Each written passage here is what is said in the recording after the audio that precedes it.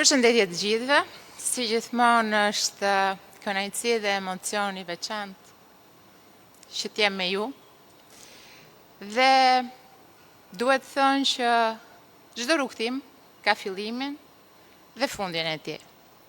Dhe sot unë jam këtu padyshim për t'i vënë një fund këtij rrugtimit që kemi bërë së bashku në 7 vite, por me gjurmë të jashtëzakonshme për Ministrinë e Infrastrukturës dhe të Energjisë dhe padyshim për ndërtimin e një Shqipërie europiane. Dua të them se kam qenë me fat që këtë rrugtim e kam bërë me ju, me burra dhe gra të përkushtuar për të realizuar vizionin e një liderit madh siç është Edi Rama, për të realizuar çdo premtim të programit politik të Partisë Socialiste dhe të Qeverisë Shqiptare. Më vjen mirë që gjatë këtij rrugtimi jemi përballur me vështirësi të cilat padyshim kanë qenë sfiduese, por na kanë bërë më të fortë, dhe çka është më e rëndësishmja, kanë ngritur ndër ju skuadrën më të mirë, më profesionale dhe skuadrën më frymëzuese të administratës shqiptare, dhe këtë e them me plot gojën pasi e thon kolegët e mi. Ministria e Infrastrukturës dhe Energjisë është një shembull për t'u marrë se si një skuadër e përkushtuar ja del që të çojë përpara punë, projekte, vepra të cilat mendoheshin të parealizueshme. Tani nuk më ndihmon fare për të thënë të drejtën t'ju shoh përballë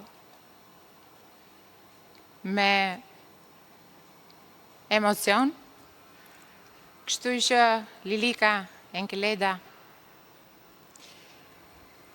Kjo skuadër ka një fat të madh sot, pasi në krahun tim është ulur një prej jush. Dhe do desha të thoja 2 fjalë për sa i përket ngritjes kapaciteteve njerëzore, për sa i përket kapitalit human, që për qeverinë shqiptare janë aseti më i rëndësishëm. Aseti më i rëndësishëm dhe më i pa zëvendësueshëm. Dhe në krahun tim, unë sot kam ministrin e ri, i cili sapo është betuar, sapo ka nisur një rrugtim shumë të rëndësishëm, por dua të them 2 fjalë për Enea, pasi kam dëgjuar 3-4 ditët e fundit, ashtu siç kam dëgjuar muajt e fundit, të pavërteta, gjysmë të vërteta edhe gënjeshtra. Enea Karakaçin e kam njohur në këtë ministri, e kam gjetur këtu për të thënë drejtën, në dhjetor të vitit 2018, edhe pavarësisht se kishim punuar edhe më parë bashk, për shkak të detyrës time të mëparshme si drejtuese e navigimit ajror shqiptar. Enea është rritur në këtë ministri, ka kaluar nivele të ndryshme, duke u kthyer kështu në një provë të gjallë të zhvillimit të aseteve të administratës publike, dhe se si vizioni i Edi Ramës sot ka arritur pikërisht aty ku duhet të arrijë një administratë europiane për të nxjerrë drejtuesit politik, siç janë ministrat, nga vetë radhët e kësaj administrate.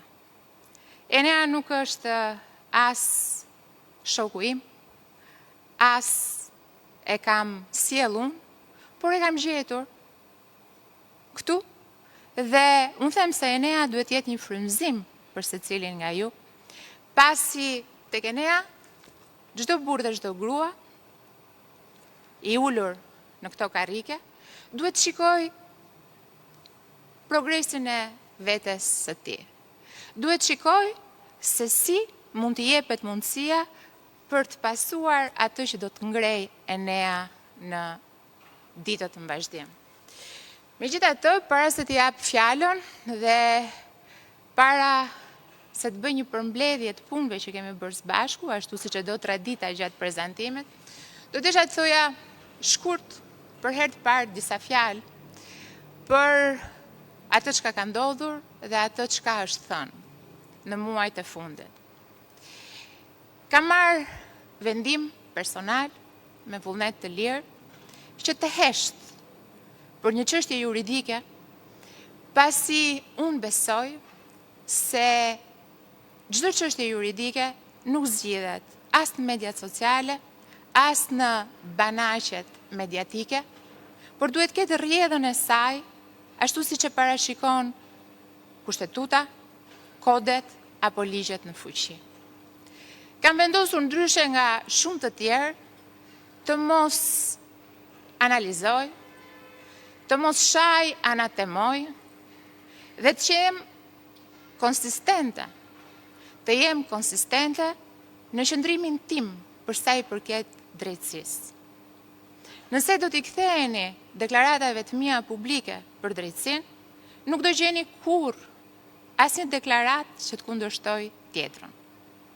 Unë besoj se drejtësia duhet të jetë e lirë dhe e pavarur. Unë besoj se drejtësia e re, si produkt i reformës në drejtësi, si produkt i vizionit e Edi Ramës dhe të Partisë Socialiste, si produkt i një Shqipërie europiane, duhet të vazhdoj të jetë frymëzimi i këtij vendi, pasi ajo reform u krye për t'i kthyer besimin qytetarëve tek një drejtësi e drejtë dhe e pavarur. Dhe unë besoj tek kjo drejtësi dhe nuk do më dëgjoni kurrë as ta lavdoj, kur ajo godet kundërshtarët e mi politik, pasi unë nuk kam kundërshtarë të tjerë, dhe as ta anatemoj kur kjo drejtësi mund të prek interesat e mi personal. Nuk do më dëgjoni kurrë që të përmend prokurorë e gjyqtar, pasi unë besoj që ata duhet bëjnë detyrën e tyre ashtu siç e kam bërë dhe unë.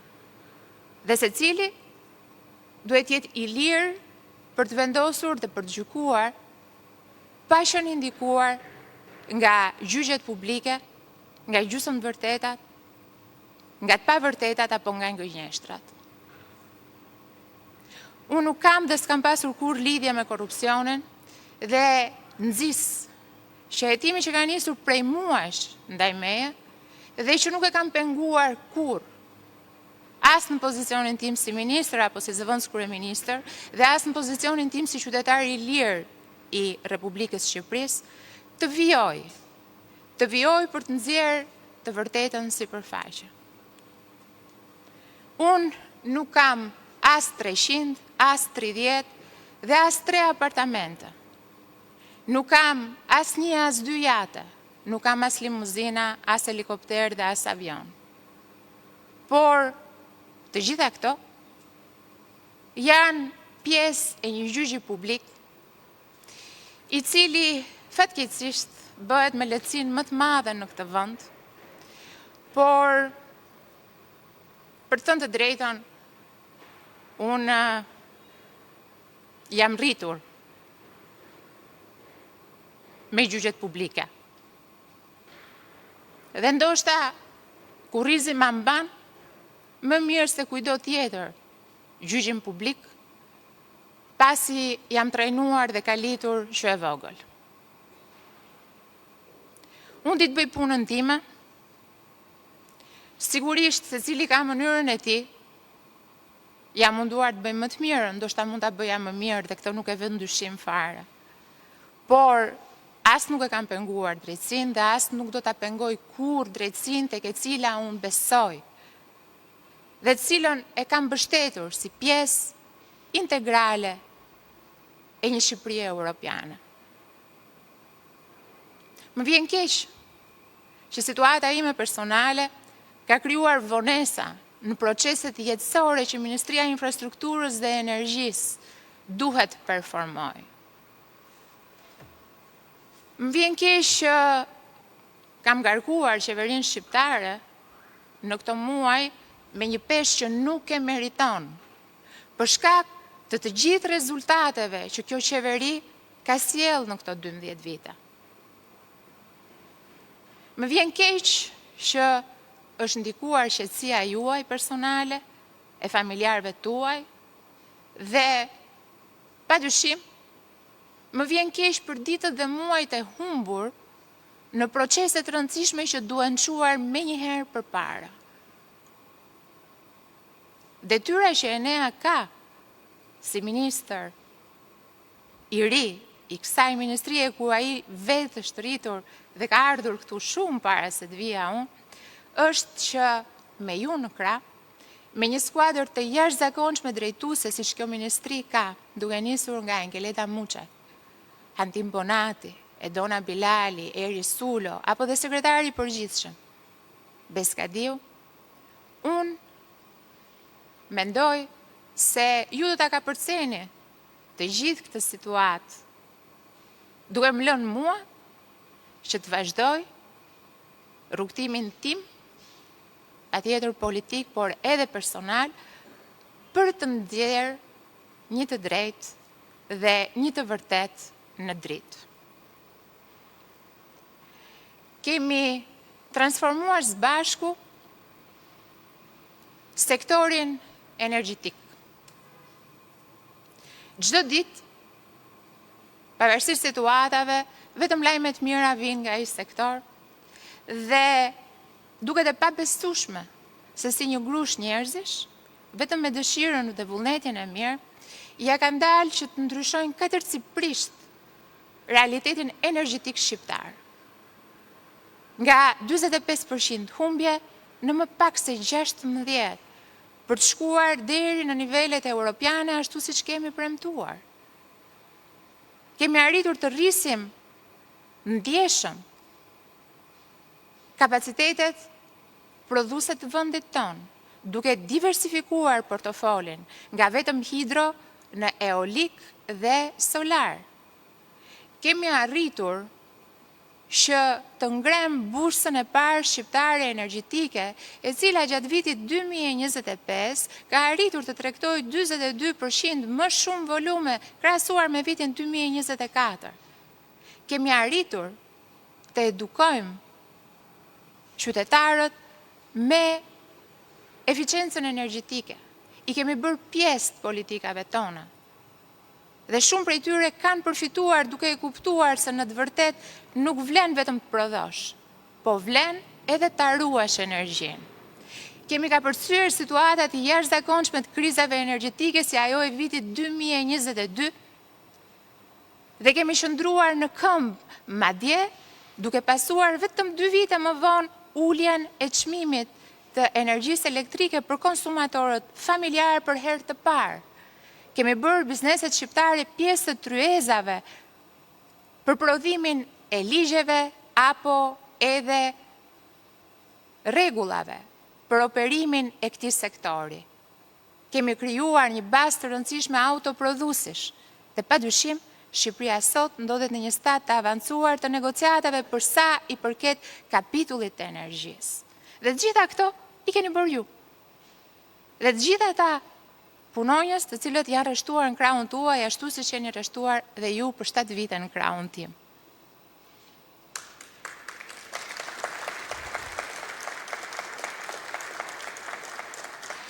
Kemi ndërtuar vepra të jashtëzakonshme, të cilat do të qëndrojnë aty tek vitet do kalojnë dhe ju duhet ndjeni krenar. Për gjithçka kemi arritur. Për transformimin e aeroportit Tiranës dhe për ndërtimin e aeroportit të Vlorës, që me shumë kënaqësi dje parë se ishte hapur thirrja për punësimin e punonjësve të parë në atë aeroport. Kemi ndërtuar rrugë, autostrada moderne të njëjta kategorive dhe cilësive europiane. Kemi ndërtuar tunele të cilat nuk do t'i shkatroj as pika e ujit që tashmë zë vend në të gjitha portalet kur shiu fillon të bjerë. Dhe asgjë nuk do të fshi punën tuaj dhe gjithçka ju keni bërë deri më sot. Unë duhet përfitoj nga rasti që të falenderoj kryeministrin Rama për gjithë besimin dhe mundësinë që më ka dhënë në këto vite, por mbi të gjitha për shembullin që ka krijuar me mënyrën e tij të leadershipit.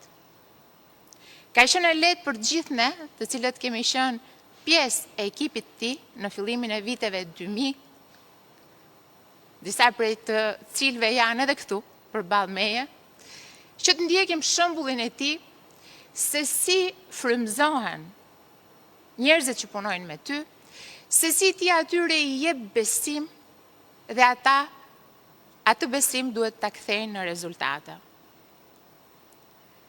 Jam munduar të ndjek shembullin e tij me ju dhe me gjithë ata që kanë punuar me mua në këto vite, dhe për të thënë të drejtën, është shkolla më e mirë, nga e cila kanë dalë drejtues të aftë, kanë dalë udhëheqës politik frymëzues dhe padyshim njerëz të cilët e duan Shqipërinë dhe sakrifikojnë pa asnjë lloj dyshimi për të mirën e madhe. Unë do desha që mos të thoja më tepër për Eneën, sepse ju Eneën e njihni më shumë se unë, për të thënë të drejtën. Shumë prej jush ka punuar këtu në këtë ministri me Eneën para se të vija unë. Dhe fati i madh i Eneës është që i ka prekur pothuajse të gjitha nivelet e drejtimit, deri sa ai shkoi për drejtuar një nga ndërmarrjet më të mëdha të vendit, Oshen, e cila tashmë e transformuar sipas modelit evropian, e ndarë me ndërmarrje BIA, ishte shumë më sfiduese për t'u drejtuar. Dhe unë them pa frikë se mënyra e tij e të quarit përpara të gjithë politikave që ne kemi zhvilluar brenda OSHE-s, kapaciteti i tij profesional dhe njohja e thellë e sistemit energjetik, por dhe administratës shqiptare, ishte një sukses i garantuar. Tashmë, Enea do mbajnë në supet e tij një peshë akoma më të rëndë, por unë jam e sigurt se zgjedhja që kryeministri Rama ka bërë për t'i dhënë drejtimin e Ministrisë Infrastrukturës dhe të Energjisë Enea Karakaçit është zgjedhja më e mirë për të çuar punët përpara, për të hapur projekte të reja, për të përmbushur të gjitha angazhimet që kemi marrë ndaj Bashkimit Evropian dhe mbi të gjitha për të mbajtur këtë skuadër, po kaq të motivuar dhe kaq të frymëzuar dhe për të mos ta humbur pozicionin e shembullit më të mirë të administratës shqiptare. Shumë faleminderit dhe po ja kaloj fjalën Eneos për ta përmbyllur në fund.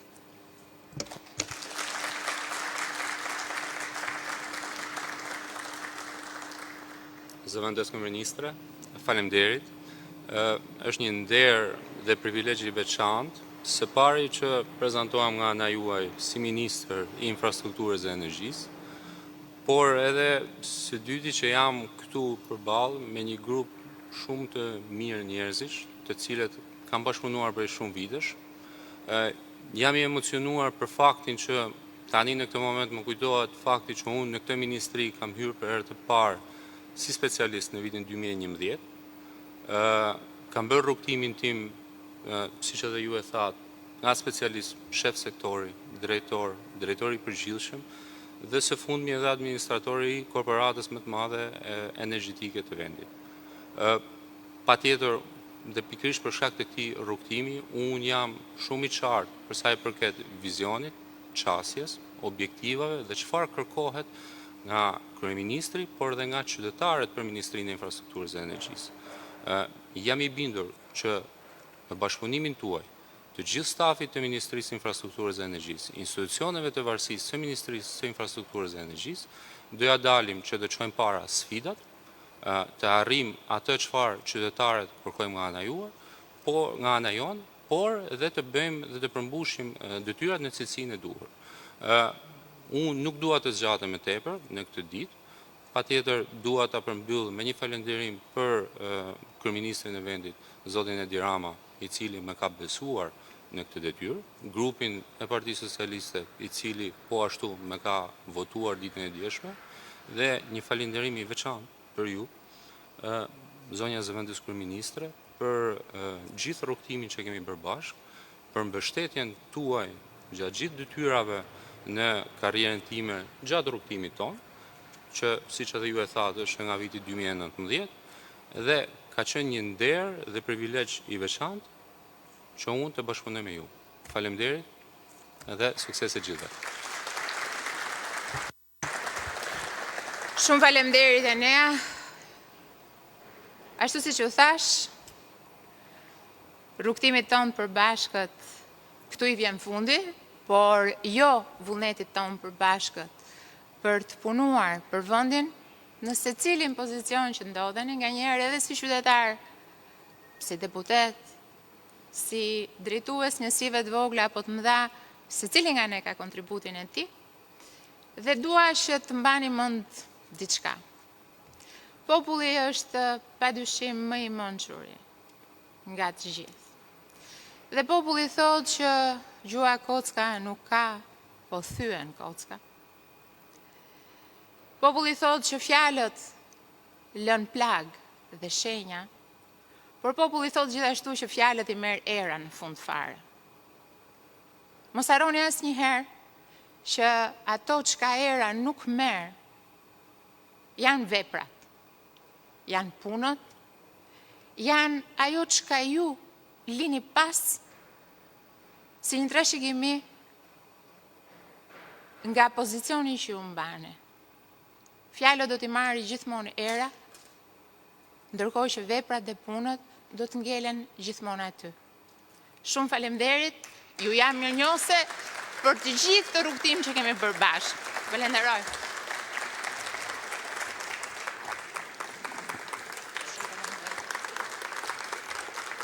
Faleminderit.